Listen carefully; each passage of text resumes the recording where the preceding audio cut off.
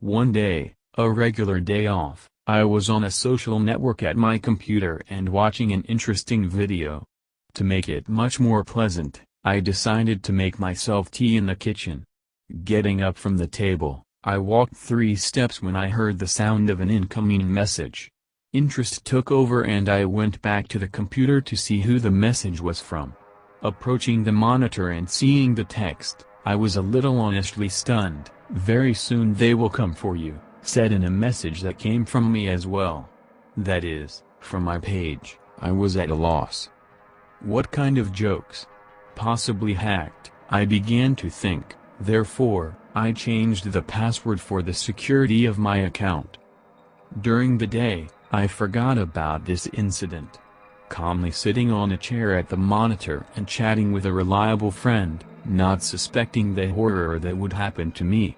Suddenly, someone wrote me a personal question: "How is life?" At first I was not even surprised if there were few people, and then I asked an unknown person, "Who are you?" To which I received the following message: "I am approaching your house," sending me a photo of the hairdresser in which I am getting a haircut and is 10 minutes from my house. I am very happy.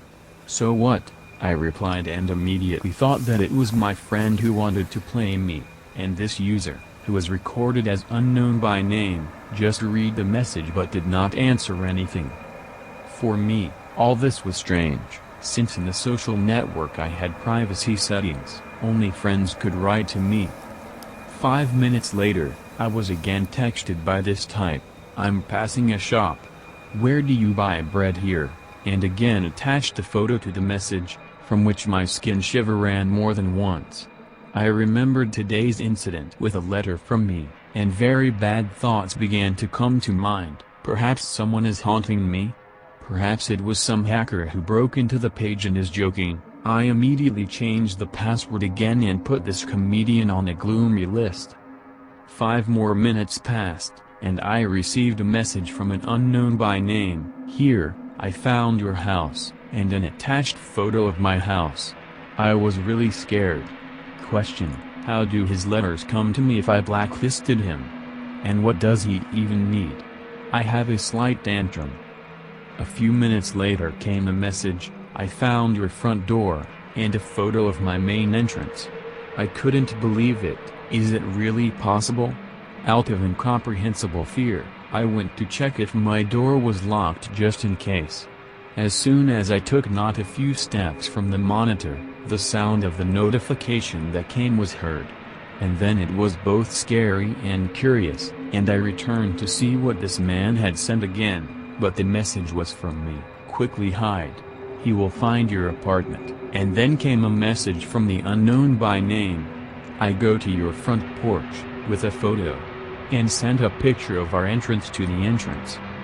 The thought came of a friend who was joking somehow mystically, and of course, I thought that I would teach my friend a lesson in the same way. I immediately wrote to a friend, to ask if he was joking jokes in such a way that I was no longer laughing, throwing him a correspondence. He was online, but the message was not read. A few minutes later, unknown by name sent a photo of my front door to the apartment. Then I activated my brain and began to think and at the same time be even more afraid. He will not be able to enter the apartment. After all, he does not have a key. Maybe it's a thug who slipped through the thought? That, most quickly, will begin to break down the door. Then I will call the police with the phone ready and put it in my pocket. Immediately after these thoughts, there was a sound of the front door opening. Someone opened it, and I was stunned, and I hear someone enter my apartment, slamming the door behind him quietly. It was quiet, I could hear my heart beating, everything froze. Suddenly, I heard a clap sound that jumped up. It was a message: "I'm here," with a picture of my hall. From such fear, my soul went to my heels, and my chest squeezed so much that it became very difficult to breathe. I could not move, fear constrained my body, and my consciousness screamed, "I need to run away." After 10 minutes of waiting, without moving or breathing much, with great fear and incredible trembling in my body, I tried to move silently towards the hall, from where these sounds emanated not many minutes ago, quickly turning on all the light bulbs throughout the apartment. To my amazement, no one was there. I checked all the rooms, light bulbs were lit everywhere. Fear was intensifying. Is it an illusion? I thought. How can this be? After all, this is all real. When I sat down at the computer, I again saw a message with a photo as I entered the room. And the worst thing is that it was made from the side of the desktop at which I sat. I sat down at the computer, and only intended to write this unknown by name, when another message came from him. Did you live well?